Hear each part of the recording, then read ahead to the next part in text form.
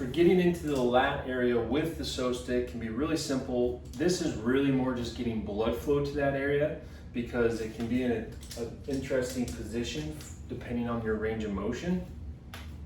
And if you don't have any props or wall to be able to really kind of get into that spot, then it's going to be a little bit tougher. But it's still really nice and brings a lot of good blood flow to this area.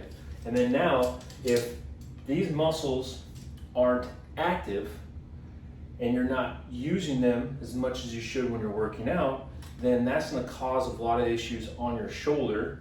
You're using other muscles, right? So by doing this massage here, this can help wake up those muscle fibers, start to use them when you're doing pulling down movements, and that's also going to help with pulling that shoulder down away from your ear, which is going to also help with taking tension off your trap area. All right. And then the next thing you want to be conscious of is that if I'm doing a lot of lat exercises, this can also pull my shoulder forward because that muscle comes up and connects inside in your armpit. And if it does that, that might cause more upper back issues. So not only it's pulling down, but it's also pull that shoulder back.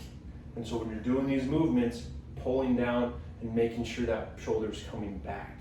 All right? So, but use this to help really warm up that area before you get into those back lat movements.